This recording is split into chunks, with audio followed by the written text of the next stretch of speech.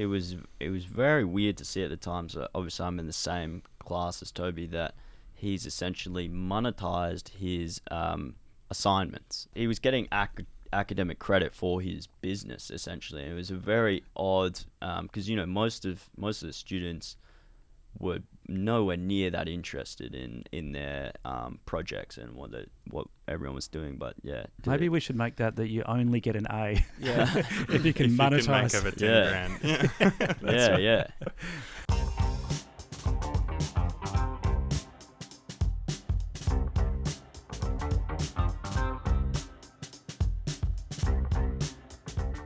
All right, well, we'll get started.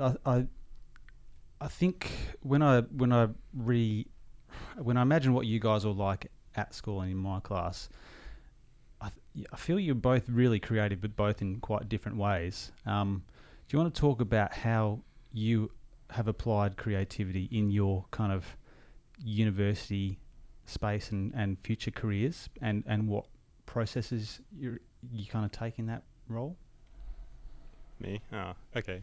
I don't know. I feel like graphic design is like, people would be like, oh, graphic design creative, that makes sense. You're literally called a creative if you're in an advertising agency or something like that. But yeah, I think it's not quite what everyone normally thinks about when graphic design. So what do people normally think of, I mean, the creative industry? If they're over 50, they might be like, oh, so do you do lots of drawing and that type of thing? So I'm not an illustrator, and I didn't study illustration, but I've tended to focus much more on brand design, which is color and type and eventually, shape and form and all those types of things. But yeah, I mean, when I left school, I had U for dimensional design. I was much more interested in product design, and it was kind of just by happenstance that I ended up in the visual kind of design and designing the thing that sells the thing rather than designing the thing. So yeah, I definitely enjoyed that and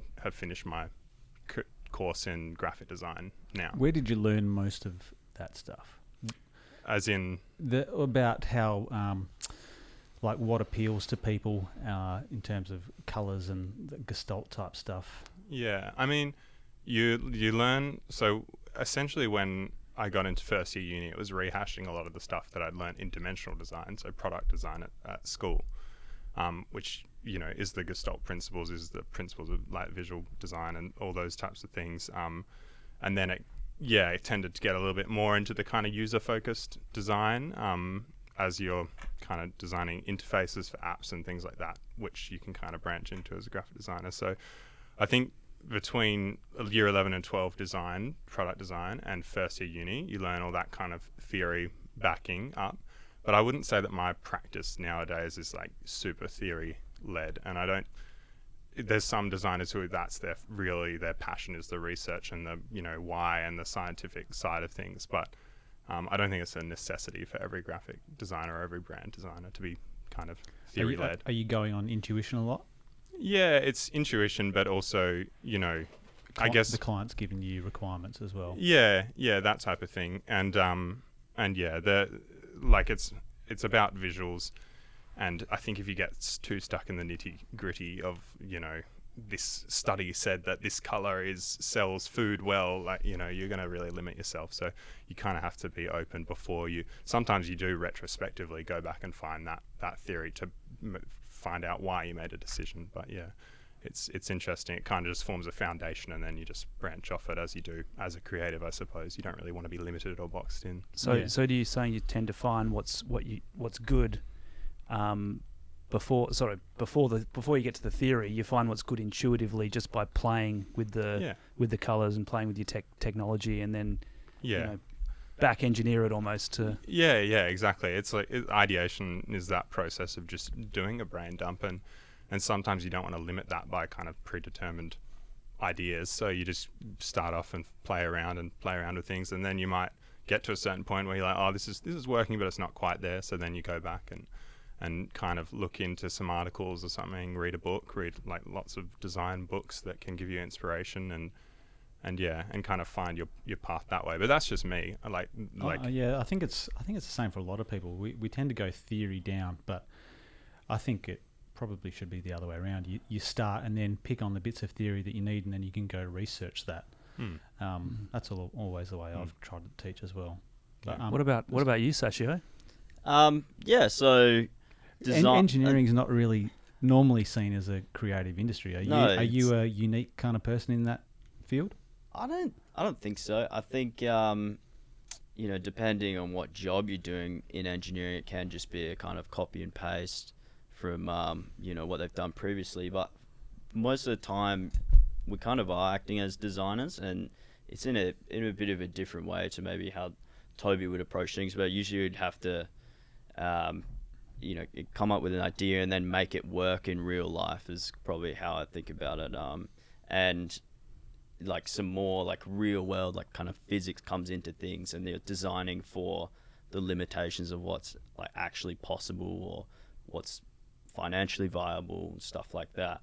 But I still definitely would consider it design. Are you using any particular models, like divergent thinking models or anything like that? I don't really know what divergent thinking model is, no. That would be where you're coming up with lots of different ideas without being too critical on them, and then you're kind of refining back into this is going to work, this isn't going to work. Yeah, for sure. I like a lot of the work I do sometimes is in teams as well. I mean, engineering itself is very team driven. But they don't actually teach those kind of thinking models? No, we're kind of taught the physics and the science, and then the rest of it you fill in the gaps yourself, I'd say, as far as the problem solving and the ideation and that kind of stuff. But we definitely, like, part of it is a lot of trial and error, and talking with your co-workers or your peers and getting everyone's solutions to things. It's a lot of teamwork. Yeah, very team driven. Yeah, we often at a school level have a disconnect between what I think students think they can make, from their ideas, or think they can produce in an assignment for us. Let's say it's a project I give them in class, and what they can actually produce. Do you think that's still true at a university level? As far as the disconnect between brainstorming these amazing ideas and then actually knowing if you can engineer it or not, I guess. I think a good engineer knows what's actually possible instead of these grandiose, like, very unachievable, like, ideas. A lot of the time we're trying to do things that we know are actually physically implementable. Like, one thing I just mentioned was money is a big factor to do with it. But I think as you learn more and you do more, you realize what you can actually achieve. So where did you learn? Did you learn this at school? Did you know this at school? Or was it more when you're doing UWA Aerospace stuff? When did you come to that kind of realization? I think, honestly, my experiences have probably always affected how I would solve a problem. And as I got more experience, it's like a whole world of new solutions and opportunities present themselves.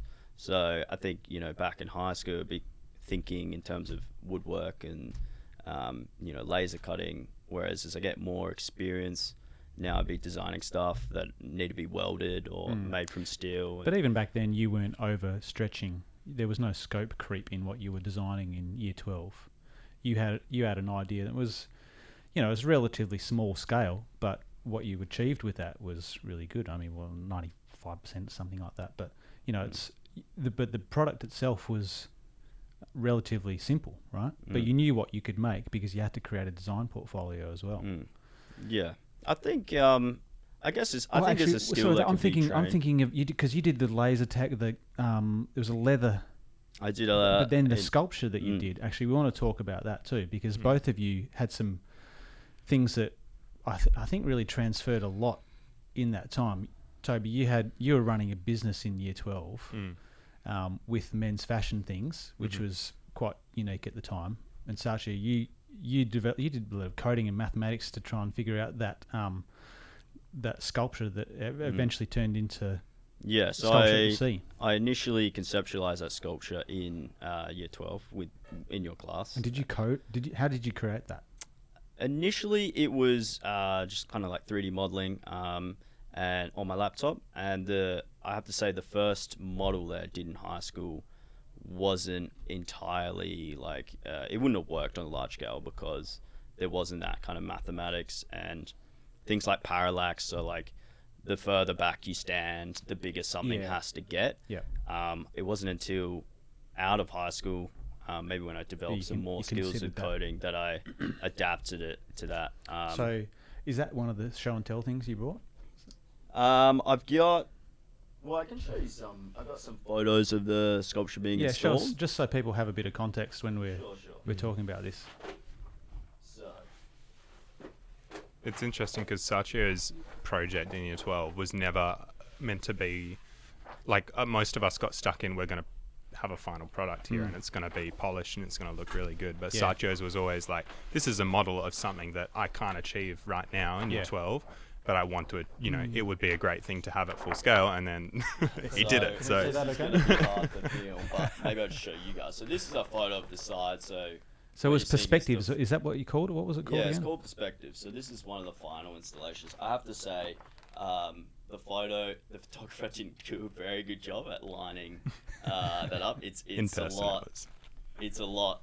Like there's a very specific focal point where you have to stand at, and they're obviously not. I think they're a bit low and maybe to the right of that. Tilt the camera up so we can see. Yeah. Okay. Yeah. So you can. Oh, it's just. Yeah. Oh gosh. We'll put it in post. Add it in post. So yeah, I mean, I can so the idea is you turn one way and you can see yes, and then you go walk around 90 degrees and you can see no. And it was That's it. Was it called perspectives? It's called perspective. And the overarching idea with that being that one person's standing there and is absolutely 100% sure it says yes, and another person's looking at the exact same thing and is irrefutably. And I think the irony is no. you didn't take into account perspectives when you designed it initially. Yeah, that's true. That's a good point, actually. Yeah, that would have been hard trying to figure out the focal point and how Yeah, how far away did you need to stand for it to be perfect? Did you have markers on the ground for any of that?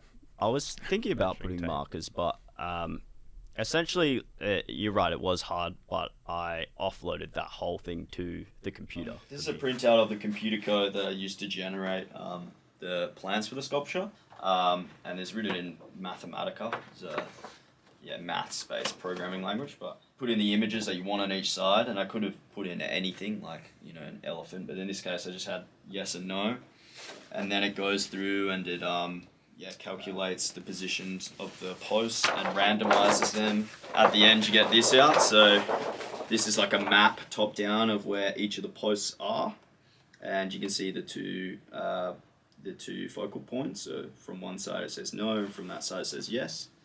And then I get out a whole bunch of like images for each post, which I can then put into the 3D modeling software.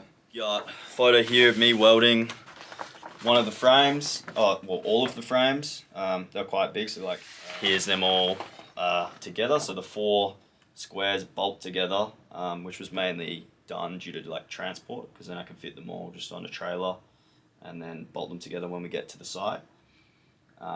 And this is a photo of the installation at the beach. So that frame goes into the sand, it's buried in a hole, and then all of the little supports help line up all the posts in the correct position so everything looks the same every time you assemble it. And then the floor gets buried so no one really knows what's underneath.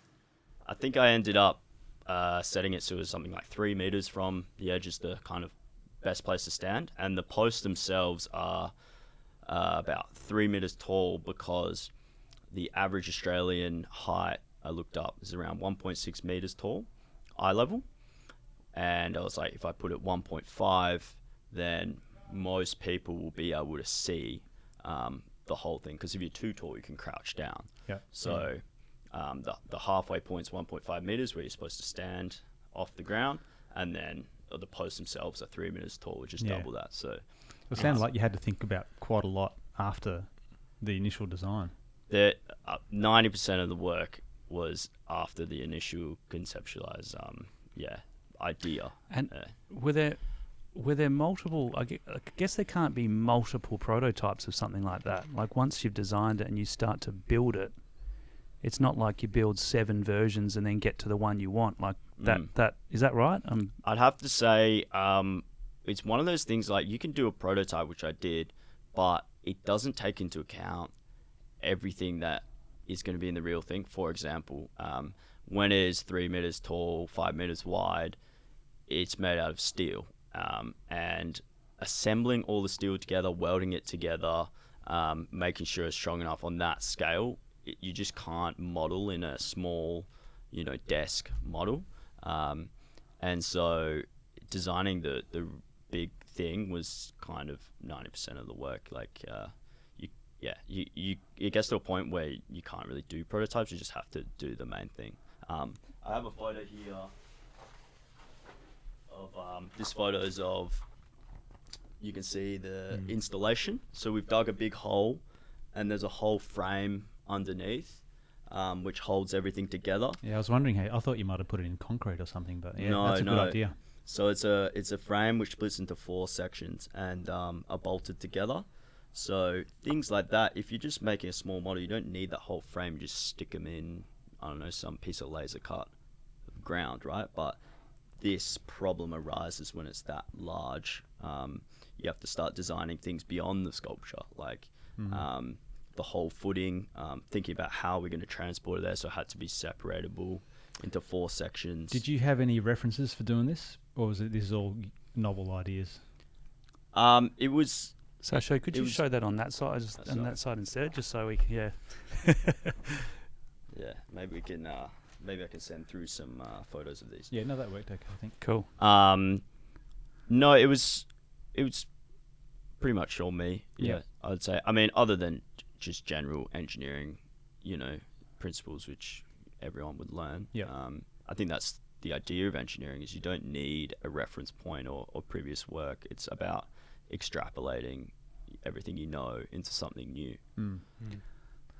Can I ask Toby a question? Yeah, well, don't go too far, because I want to talk about his project in year 12 as well. Well, it's also just interesting, like the way that Sachio was just talking about that. It's like very designerly, like everything from like eye line, like is something whenever you're designing signage, like eye line, and then like designing for your environment, you're like, okay, there's sand, I can bury this frame. Like if it wasn't, it's just it's very interesting. Your approach is not, maybe traditional engineering, it's not traditional artists, it's some hybrid of all three. And can I say as well, having finished the sculpture, I had a huge newfound appreciation for sculptors themselves, because I didn't realize they have to do all these things that like things that we just mentioned, like for example, making sure that it's cheap, it's transportable, it's weather resistant, it's safe to the public. So like getting off all the sharp edges so some poor little kid doesn't get tetanus.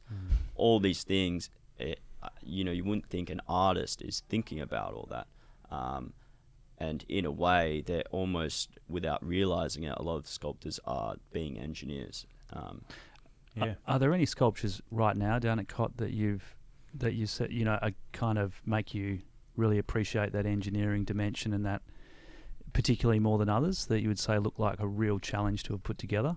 I think the ones that impress me the most are the ones that don't include engineering, because I could never do them. So there's a lot of sculptures which you look at and they're quite literally gotten a hammer and a chisel and just visualize what was inside. Like I'm talking like old, like Roman style sculpting, and they've just done it with nothing but their bare hands. That's what impresses me the most, because no amount of computer programming or engineering or laser cutting is gonna get you, that sculpture. So they're genuinely talented. That's what impresses me the most. Yeah, well, I just got a different toolkit to you. You've obviously got a problem-solving engineering kind of toolkit, and that's how you solve your problems. Should we pepper Toby with some questions? Yeah, absolutely. You guys worked really well in. I liked how you were constantly talking about design in year 12 in that class. I think that was a lot to do with your success. But do you want to talk about your project, Toby, and how that kind of initiated and what you learnt from it? In year 12, that conversation was invaluable. Like Sachio especially, and then you facilitating those discussions is like invaluable. There's people who go through a 3-year degree in graphic design and will have said 5 sentences to their peers, but luckily for me, I was prepared and I was able to talk about design and kind of talk the talk without really knowing what I was talking about to the level that I would soon be trained. But that conversation was just so essential to progressing and getting better and having exciting ideas. So give us some context. What was your projects? In year 12, I did one project which was much more like a product design thing. Like I was interested in designing a product, and so I did this kind of large lamp that was a combination of laser cutting and pre-made galvanized piping and things like that, with all in view of it being able to be modular and collapsible and those types of things. And that product was interesting, but the product that Steve really pushed me on was taking this idea that I'd had about men's fashion and cufflinks and tie clips and actually turning it into a business, and kind of all the benefits that you would get out of that process, not just designing the product.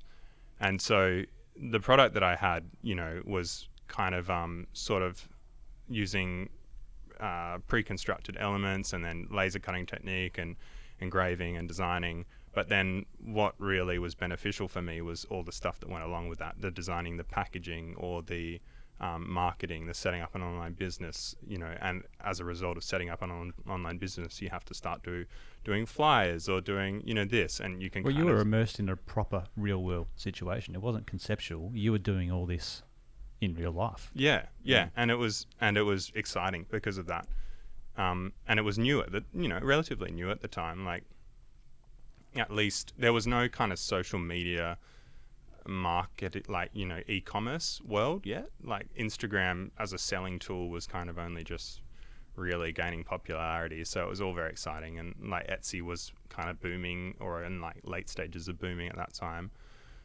Selling the products was a real thing. And I checked the other day because someone was asking me about what I was doing at school and stuff, and I was like nearly 500 sales there. So what, you make like $1,000 a month or something? Is it?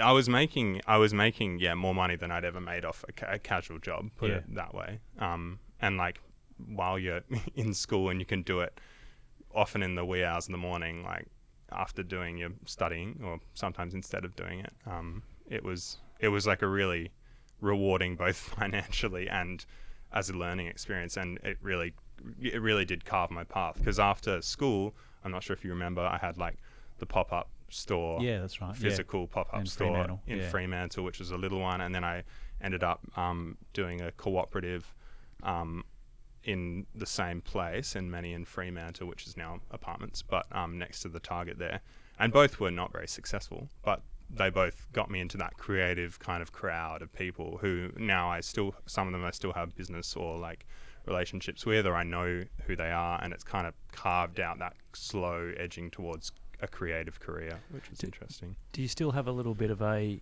yearning for making your own products again in some capacity? I know you're doing a lot of different stuff all over the place, but that side of your creative side? Yeah, I mean, definitely the dimensional side, where they're doing something really wacky with 3D printing or with some sort of art signage installation hybrid thing.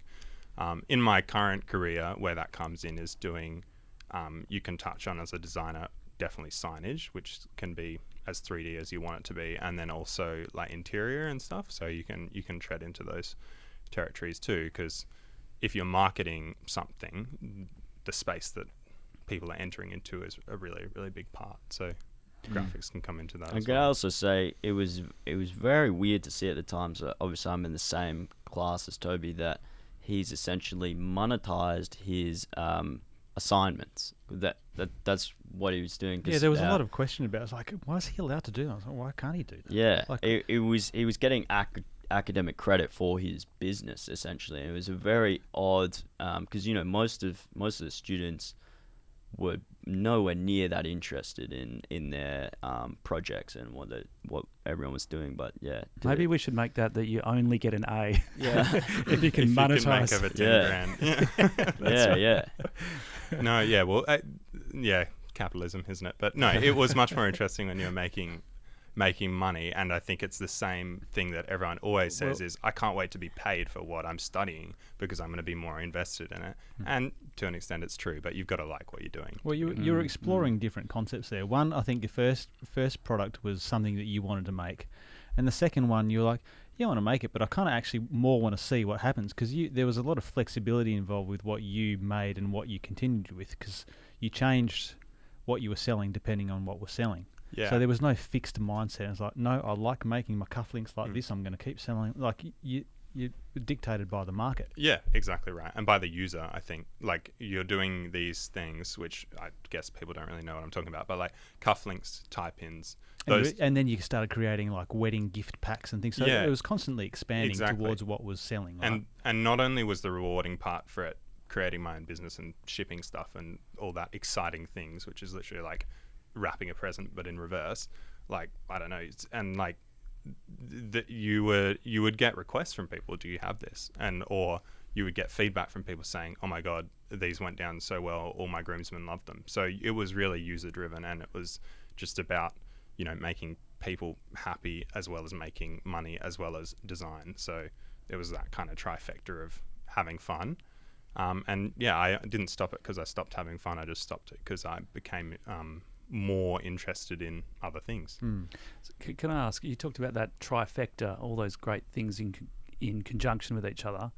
Can you give me an example of how that's happening now in your working career? Like, where you've got, I imagine you've got multiple projects on the go. Is that when you're at your happiest creatively, if that makes sense? Yeah, I mean, so I've worked, like my career so far has been revolving around Perth Festival, because I interned for Festival 2021, and then I was junior designer 2022, and then junior designer 2023 as well. What does that mean? Sorry, is that an award for? No, just my title. role at the festival. Okay, yeah. right. So, and I think that has really made me realize that not only do I want to be the creative, but I want to work for clients who are creative. I don't want to work for people who see a creative idea and get scared, because that's not what I'm interested in. I want to work with, like at Scotch, I work with the amazing marketing team who are not afraid of creative ideas. I mean, you might think, oh, but it's a private school. What are they doing that's so creative? But you can just tell in someone's day-to-day work mindset whether they're afraid of a creative idea or not. You'll start to hear things like, it feels too empty, or like,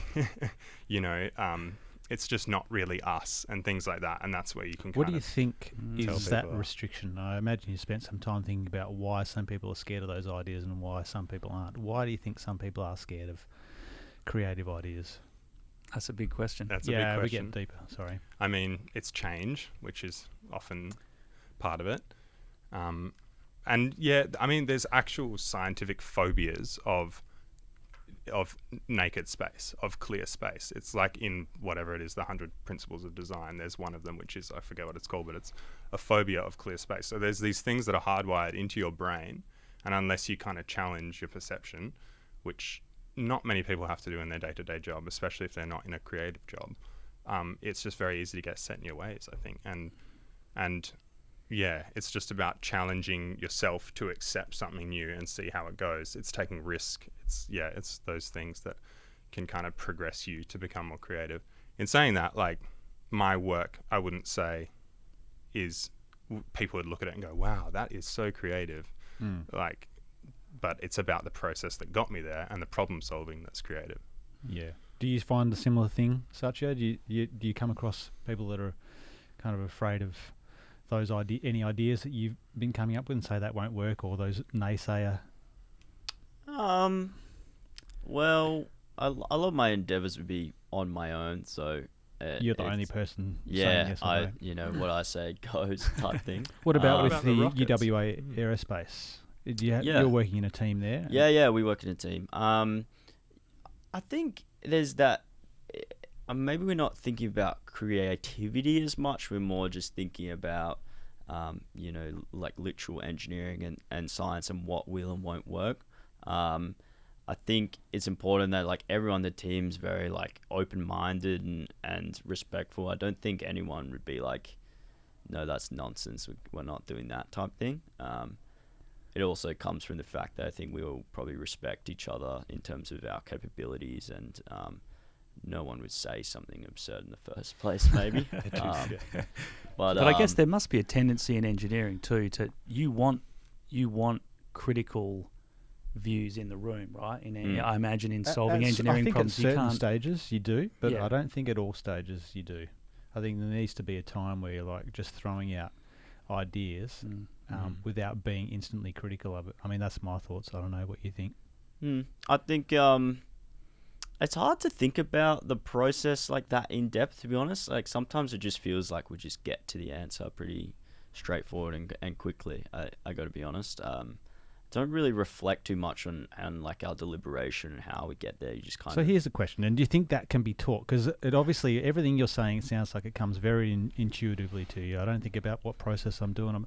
I'm just doing it, right? But can that be taught?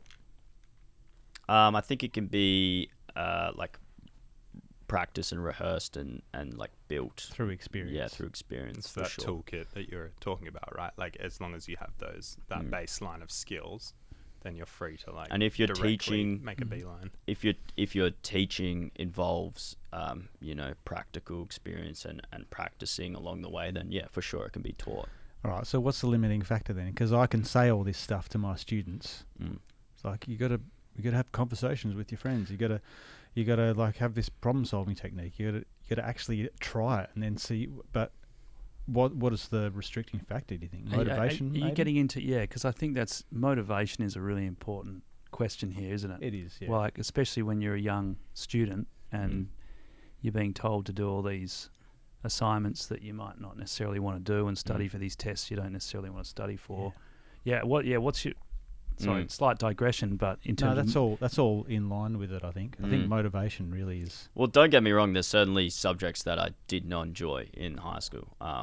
And I mean, just like any student, you don't really want to do some assignments sometimes, but the ones that you do want to do, I think it's important that you have like a lot of practice, I guess is what I'm saying, and then eventually you get more interested and you get better, especially something like engineering or design.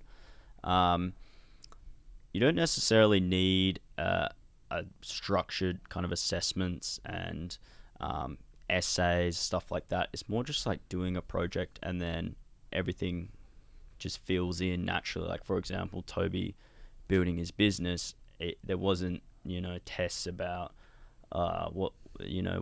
what's the shipping price of Ozpost, to the UK or whatever. He just kind of did it, and then you kind of figure everything out along the way. I think that's how I've learnt a lot of this, is by continuously trying projects and building those skills. So here's a question for you. Dr. O'Connell was, during COVID, we interviewed him a while back, right in the midst of COVID, and he was talking about potential changes to the educational landscape, especially in a COVID sort of environment. And he came up with the idea, which isn't a new idea, but it was you have periods 1 to 4 where you've got your classes, like a little bit more like traditional classes, and then periods 5 and 6 are more project oriented, where you get to pursue things that you really like and you're a bit more maybe intrinsically motivated to do. What do you guys think about that idea? Maybe Toby, I'll throw that one your way. Like as far as an intervention in schools that will give you more time to do the kind of things that you like versus the things you're being sort of told to do, I guess. Yeah, I mean, I think it comes down to the fact that every student is different, and like I have friends who have gone to alternative schools where they do something very similar to what you have talked about, and they really, really had a great time there and it really suited them. But in saying that, I didn't go to Scotch and go, oh, I wish I was in my main lesson now where I got to work on a project. I just took advantage of the projects that I worked on. So I think what needs to happen, especially at a school as prestigious as Scotch, is that there just needs to be a little bit of a more of a shift of focus onto what the student actually wants to do. And I think I can see that's happening just because of the way that universities are admitting students now, that students, know that they kind of in something and they can do what they would like at school. But for me, my parents never told me you have to do a subject and you have to do this. And then that ended up with me doing all arts and humanities and design subjects in school, and I did really well with them because I was really passionate about them. So I think that's where the mistake can come in, is simply when a student is doing something that they have no interest in. Yeah, And choice is important, isn't it? yeah, certainly by year 11 and 12, a student has some idea of what they're interested in. I knew I wanted to be in design. I didn't know whether it was architecture or product design. I hadn't even really considered graphic design. I knew I liked to run my own business. So, you know, you can kind of start to see that my passions were being shaped. And so I did literature and I did history and I did drama. And, you know, you can pull a set of skills from each of those things that were going to benefit me in what I was going to do. So I think it really is just about letting a student have the say in the way that they should be educated, or at least what they're studying. Yeah, slightly off topic, but it's something that I've never really been good at, and I'd like to know. But drama, what did you get out of drama? Because I know there are things there that you benefit, but I'm just so out of touch with what happens in that area. I'd like to know. I think just confidence would be like. It paired really well with history and with literature. Like those three could have been one subject, you know. You could have learnt about the history, read the, you know, fiction or, you know, stories written by authors from that period in history, and then do a play about that. Like, to me, those three are the arts, you know.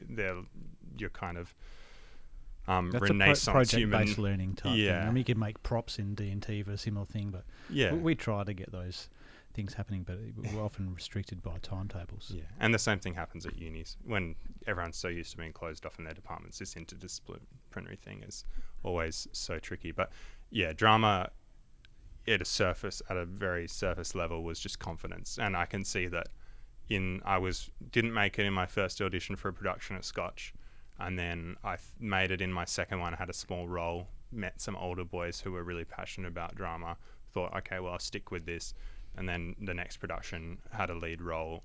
And then, you know, the production subsequent, I continued to improve because of my drama classes and things like that. And it was just confidence. And I think, you know, I had a leadership role in year 12, and I don't think I would have had that if it had not been for doing drama and just knowing how to stand in front of an audience and not be frightened, essentially, just to feel at home. So, do you drama as well, Sachio? No. You had a bit of a leadership role at UWA. I'm not sure whether you did at school or not. Did you? I was student councillor at school, but more so. How did you find getting into, because you UEC president? Mm-hmm. Yeah. That's so quite a big the University role, Engineers Club at UWA. I So like to there's think just, it's what are the big skills? role. You just got to lead the chant. Who are we? Is it still the same? You know one? it. I was in the Yeah. club. There you go. Yeah, well, I was the 101st president, so we've been around for a very long time. But it's not so much of a leadership role, it's more of a logistics role. We run a lot of events. So, for example, like the UEC Ball has something like 500 guests. And support for the students, like free tutors and help with study, or a lot of social events like pub crawls and whatnot. So it's just kind of. So did you have much of a role in seeing who was struggling at uni and who was doing well? Did you play that role? I sat in on a lot of university meetings with the higher ups about education, and we try and what are they saying? It's a bit of a disconnect between the students and the university board, to be honest, which was kind of my job to relay the information. So a lot of stuff like, for example, some example would be like a student tells me, in this particular class, there hasn't been a teacher rock up for 3 weeks. You wouldn't think something like that would get by at a university, but then it was kind of my job to fix it type thing. So yeah, it's an interesting role. I'm very, very busy. Essentially, the University Engineers Club is just a non-profit, and we have about 30 committee members who all volunteer, and I was just running everyone essentially. Did it help you with your career? Definitely, I think it definitely helped me with my career. Yeah. The notoriety of it, or the skills that you learn with it? Maybe both. I think especially the skills, because there's a lot of time. Like it is kind of like a part-time job. It's good, like 20 hours a week for a year of volunteering and dealing with people who aren't getting paid to do their job is a lot different than being, manager in a business where everyone's getting kind of paid. like being a teacher. Yeah. Trying to get a whole bunch of people to do It's work. true. You It's are true. not getting Yeah. paid, You're except for like Toby. He was getting paid. Yeah. You're a That's why I motivator. was so Yeah.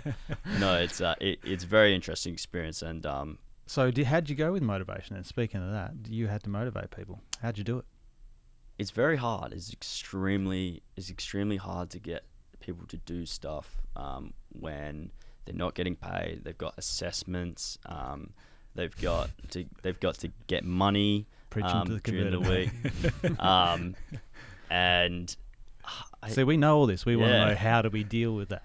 I guess the place to start is probably just creating a culture where everyone wants to help out. You try and make it more fun and enticing. For example, you'd be like, tomorrow morning we're cleaning up this event, and everyone who comes, we're gonna have some beers afterwards, type thing. So trying to entice them.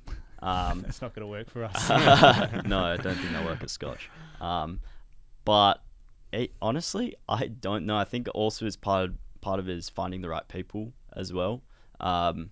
We don't just let anyone into our clubs at UWA because no one wants a slacker. But This is the culture kind of creation thing. yeah. It's the culture, and like also just like a lot of leading by example. I mean, the executive, which is 7 people in this organization, does 80% of the work, and the remaining 20 or so people will do 20% of the work. And sometimes that's just kind of inevitable. So I'm always amazed by because you're in the pipe band. I always look at that and just think the culture there is so solid. Like they're there early in the morning, everyone's on time. Like I'm like, that looks nothing like my classroom. And so what's did you pipe band? I think and Toby was also in the pipe band. I think the reason why they are going so well is because they actually have the ability to kick people out, and they do as well. Yeah, that was my Yeah. thoughts. Yeah. Yeah. So, and it's quite a prestigious, like it's the face of the school. So a lot of people want to be in the pipe. They genuinely want to be in the pipe band. A bit like, I imagine the volunteers, as you said, like it's all about this whole intrinsic motivation, isn't it? If you pick the right volunteers who aren't just kind of, you're roping them in to do the work with you. Yeah, they're it's gonna turn also out like okay. it's also its own community, and pipe band would be the same way in the sense that we're all friends and we all hang out together. And it's not just you and some random people like you might be in a workplace. It's more than that. It's like it's a friend group, it's a community, so everyone gets along and helps out, kind of thing.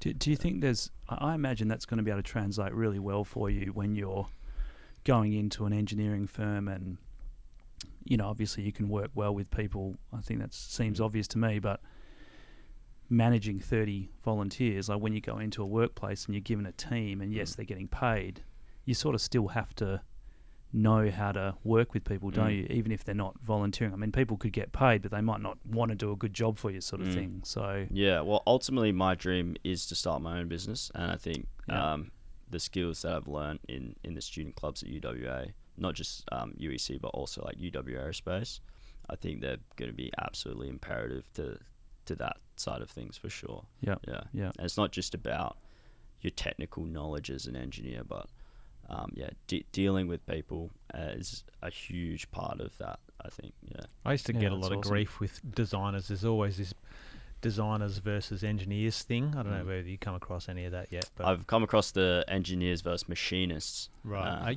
That was another one. Yeah. I remember I won't say the company, but anytime I'd walk into that workshop, it would just be like war. And I even got fired on by staple guns. and then I think I can't remember what it was, but he complained about me to the boss Yeah. for some minor safety issue, Yeah. and I let it happen. I was like, and as soon as we got in there, I was like, "You fire staple guns at me when I walk." It's like, and then that was the end of it. That was the end of the conversation. But yeah, Yeah. there can be a real art to trying to deal with people who perceive different status or Yeah. whatever it is, and Well, engineering is yeah, one of those high status kind of careers. What about you, Toby? Have you had any staples Anyone- fired yeah. at you? Yeah, well, I was just going to say it's funny because we were just talking about the interdisciplinary thing and why that's so hard, and so much of it is just like, but they're different, like they do things differently, and like, and yeah, and it like it happens in any organization. It definitely happens at Perth Festival, which is a really big organization where you've got production people, design and marketing people, programmers, all the way- Artists who aren't happy with what you've done. like exactly. The list of stakeholders never ends, and sometimes people forget that they're in the same organization. But I think most of the time they remember. Definitely at Perth Festival, but like it's trying to get people to realize that they're more similar than they think, and that's a really tricky thing. But I mean, I was thinking about Sachio and what he was talking about in his leadership role. With UEC, and then also like the people who were leaders in the pipe band when we were at school, and I'm like, I think the commonality there was just that neither of those leaders took themselves too seriously. Like they were able to be serious and to make big kind of decisions and things like such as talking about with that member of staff, but they were not on a pedestal. But they were solid players. Like Sachio, you I can't remember what you did, but I remember Sachio playing drums. I was like, whew, it was. You're a solid player, and I think to be, whether you take yourself seriously in that role or not, or more like you be dictatorial or anything, they know that you are capable of being there, and you're rightfully there due to your skills. Is that kind of what you're getting at there? Yeah, I think. Yeah, sometimes it takes a while to earn that respect from the people you work with or the people you're working with.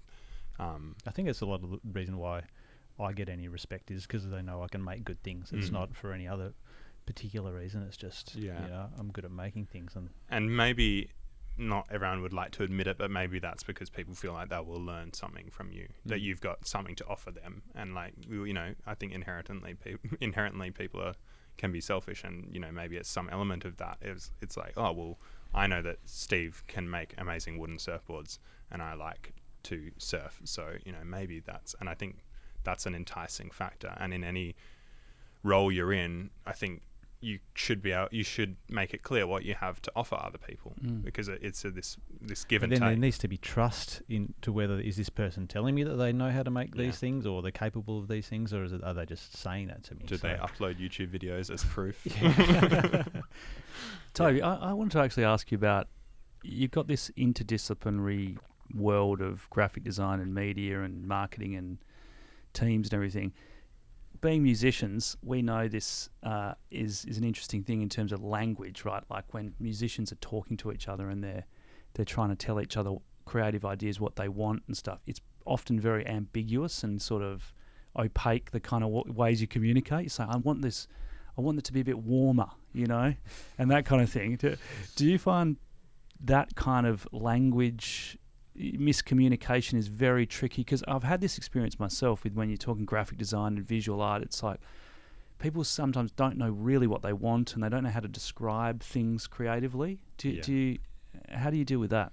Yeah, I think there's two things that eat into it. There's like, yes, definitely that language, that ambiguous language exists around design, and designer to designer, hopefully that language fades away, and there's a specific discourse that can make things happen quickly. Sometimes they will still be like, it's still not quite right. I still don't know what that is. Let me look at something and maybe we can figure it out. Like there's still that bit of ambiguity, and that's what makes it fun to work things out. But I think the other thing is the trust, that trust dynamic, and hopefully you will eventually, as a designer, especially a senior designer, be in a team where there's trust, and those conversations are reduced to a minimum. And it's not so much about, it just needs to be like pop a little bit more, or like it's not really grabbing my eye. And there's discussions about, we just need to include this call to action because, our marketing strategy has changed. And yeah, I think the misunderstanding that some people have about design and the design process is that it's this kind of weird thing that doesn't happen in any other jobs, where you get to look over someone's shoulder and tell them exactly what to do. And that's not what it is, because if that was the case, I wouldn't have gone to uni and figured it all out already to go into a workplace to do it confidently. So it's this kind of trust dynamic, and where you'll know when you're in a good situation or a good team, because they will stop. It sort of flows. Does it just flow? It flows, and those kind of minute, minuscule conversations reduce down, because everyone has the same understanding, the same goal, and it's functioning efficiently. No one wants to be stuck in an email chain going on for 20 emails about the color of something. Like, that's not producing good outcomes for a business or for an organization. Yeah. Well, I'll turn the page over. We often there is a bit of a rhetoric, and who wants to answer this, but and it certainly doesn't apply to you guys. But students going into university can often feel a bit overwhelmed, and it's often said about private school students as well. And I guess maybe it's the idea that they've had too much of their hand held throughout school. What's your experience been with getting into university? Who's succeeding and who isn't, and why? I can definitely talk to that. I've got friends who I went to school with at Scotch 5 years ago, and after 5 years of university, they have the same friends from Scotch, which is, for lack of a better word, just a shame, honestly. I think it's very easy if you want to dive into uni and really get involved and embrace it, but some people just never even try. I think especially a place like University of Western Australia, there is hundreds of clubs.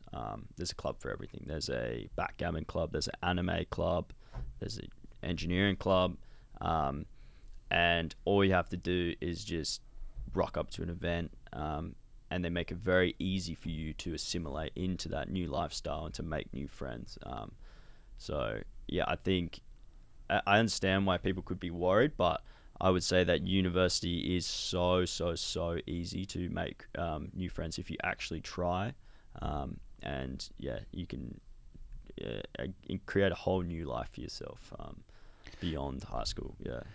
What proportion would you say of Scotch guys that you know around your age, a bit more to that second point you were making about like whether they bounce around doing different things for a long time socially, right? You're talking a bit more about what they're doing with their work. Whether they find the thing they're interested in, I guess, or are there still a hell of a lot of guys that are bouncing around degrees for a long period of time and still kind of not really sure? Or I mean, I'm only 5 years out, so it's hard to comment about like long term if people settle in or not. But I think around the three year mark seems like most people have figured out where they're going. If you're talking about maybe not being sure what you want to study kind of thing, or what you want to commit to for the rest of your life, there's so many people who just for a good 2-3 years will just try anything and everything at university, which is great. Right? And there's nothing really stopping you from, I don't know, maybe trying out an English literature, like a few classes at university, and while you're doing a commerce degree or whatever. A lot of people jump around, change majors. I have a friend who did like 4 or 5 different types of engineering, and now he's just starting to kind of settle in to the one that he wants to do long term. So I don't think there's no really time limit. You know what I mean? There's no rush. That helps a lot, I guess. Yeah. What's that statistic about?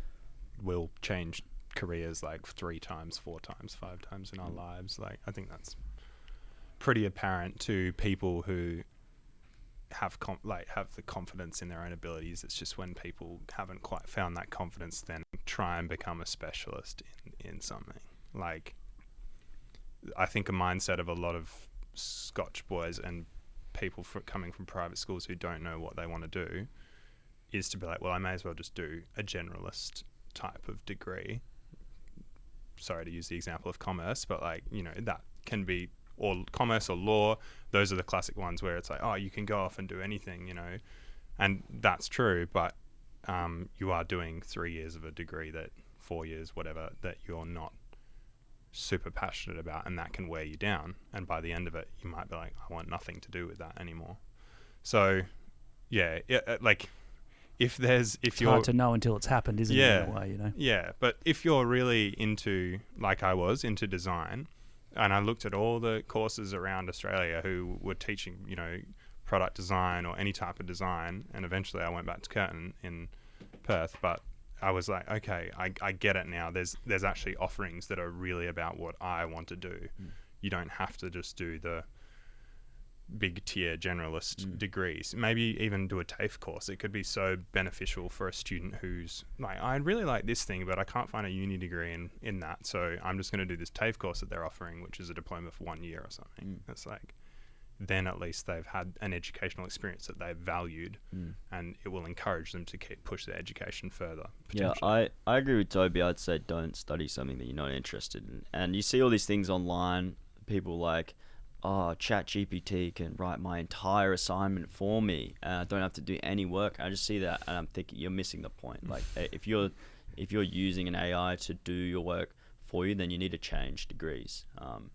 I think a lot of people just want the piece of paper, and they maybe want the salary of the job afterwards. But yeah, you shouldn't study something that you don't enjoy. You want to learn, like you want to have the passion for learning. Yeah, exactly. Yeah. How many people are using ChatGPT at uni these days? Do you know? I've definitely come across friends who have just smashing it out. Have sent me, you know, photos like I literally submitted this assignment and you know, got graded for it. And once again, I'd be like, yeah, that's silly. You're missing the point of university. I don't know. I think there's too much hype around it, in my opinion. It's like, I think people forget that there's cool things in the world. Like, for example, like we traveled to the moon. You know what I mean? That's so much more impressive to me than this AI which can do stuff. It really just kind of pales in comparison. And I had a friend who did a thesis about 3 years ago. He's graduated now, which was on it was a computer science thesis on detecting plagiarism in your assignments. So basically, it would train on like I don't know, 4 or 5 of your old assignments, and then it would be able to predict whether a new piece of work was authentically your own.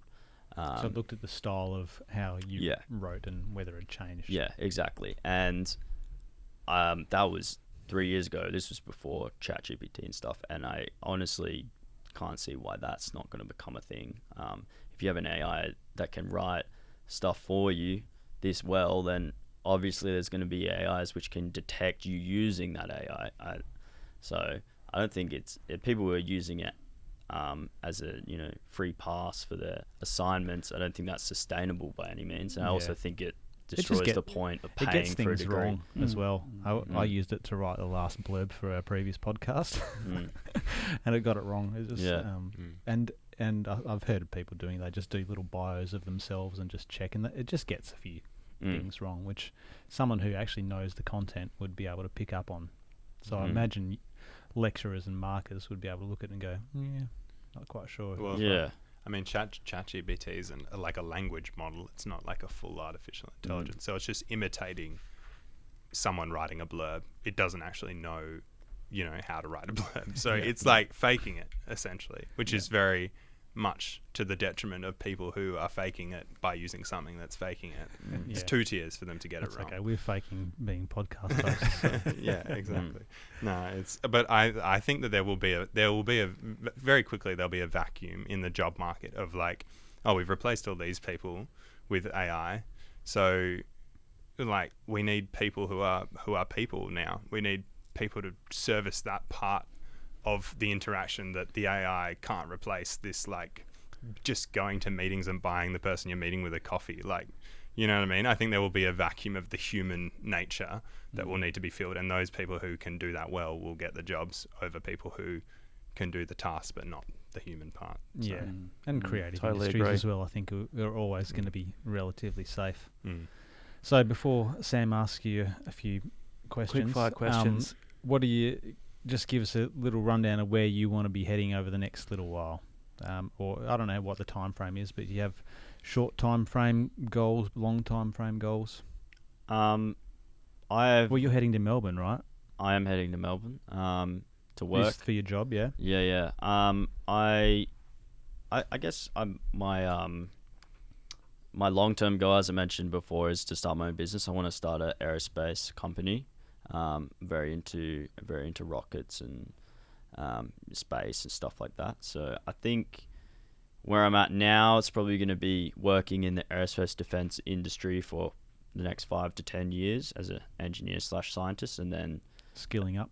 skilling up and getting some credibility, and then eventually I'll like to start my own company. Yeah. Awesome. Toby.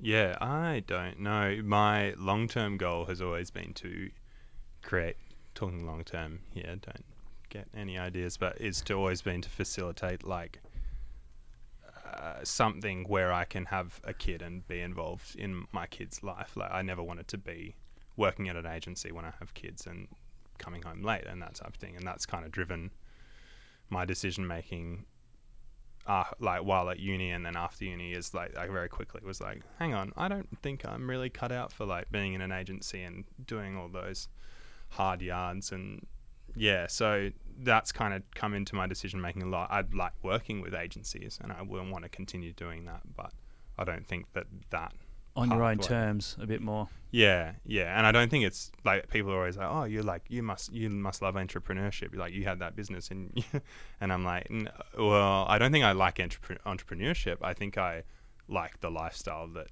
comes along with it, and so that's probably driving my decision making the most at the moment. But yeah, I think good solid freelance clients that respect me and I respect them in the fields, like I said before, creative clients, and then I'll see where I go in terms of working for people, and I'd like to do that at some point, but to what degree I'm not sure. Well, I think just being as good as you are at what you do is gonna help that along the way. So But I really like that, that idea of just working with people you love to work with, that you respect on projects you want to work on, and constraining that, in the way you want for your lifestyle. That's sounds like the dream.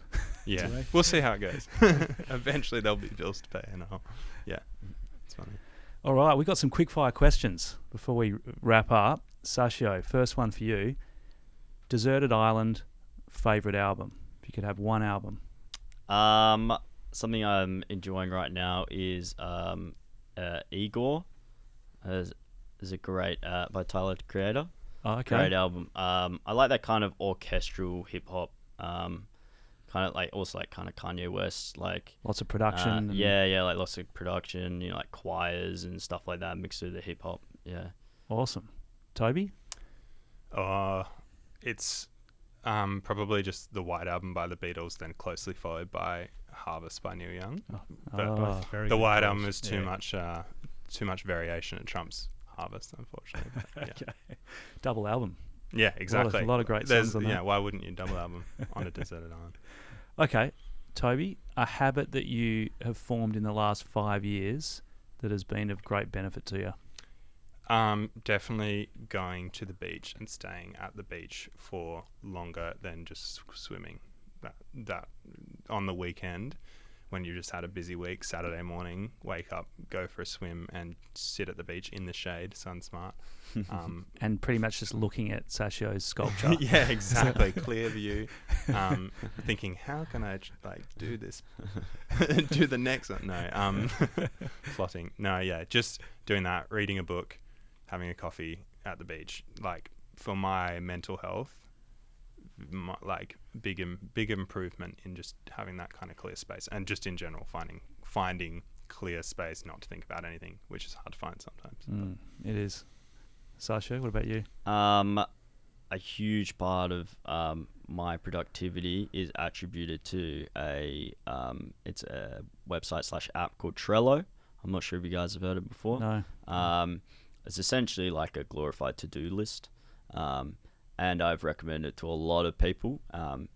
It makes you get a lot more done. So habit is using Trello. I use it religiously to keep track of everything. Yeah. Awesome. Are you familiar with Trello? No, I try to keep it all in my head and at certain times it just comes out at 2:00 in the morning. All the things I've got to do. Yeah. I might need to You need to get that. I highly recommend it. Yeah. Are we going to do the books as well? Last one. If you could recommend one or more books, what would they be? You've got to hear about what Sachio's Yeah, funny story. This year I decided I'm going to read my height in books. So when you stack them up, just flat on top of each other, and by December I want it to be as tall as me. And I'm taking one recommendation from each, like different people kind of thing. So each book's Toby recommended me a Dark Emu by Bruce Pascoe. Yep. So I read that one. So I've been reading a lot recently. By far the best book I've read is Can't Hurt Me by David Goggins. Oh, okay. Yes. It's breathtaking. It's insane. And very, very, very inspiring. I think Joe Rogan said that it makes him feel like he can punch through walls. And I can honestly attribute that. Like, it's true. It's an insane read. And I also just finished *Sapiens* as well, which was great book. Really, really, really interesting. I like that he's able to make history interesting to anyone. And it is interesting. Maybe I didn't realize that until I kind of read that book. But yeah, really cool book about history and even some philosophical ideas in there. Yeah. Awesome. Toby? Yeah, I'm really slow at reading. I'm really, really slow at reading. I've been on the same book I got for Christmas and it's just a book of short stories. It's like the easiest book to read.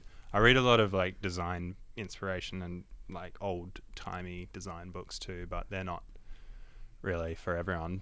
But yeah, the reason I will just say Dark Emu, but the reason I recommended Sachio is I'm sure you're aware there's been criticism since that book came out. It's sparked a big debate and everything, but I was just read this book from a worldview perspective and you'll gain something really, really valuable from it. And I think that's what that was a paradigm shift for me about thinking about not only First Nations people but just the entire world and the way we kind of qualify different traits that we perceive to be good. So yeah, that was a good book, and I enjoyed it. Hence recommending it to such. It was is a very intelligent man, Bruce Pascoe, I think, and there's so much information in there. I was saying to Toby, it's kind of like one giant lit review, and you just keep getting hit with all these facts, and very dense, interesting book. Yeah. Steve? All right. Thanks, fellas. It's good to see you again, Sachio. I'll see you a bit, Toby. But thanks a lot for coming in. Good luck with Melbourne. Thank you very much. Keep in touch. Let us know what you're doing. I will. Yeah. Thanks, guys. Thanks a lot, gents. Thank you. See ya.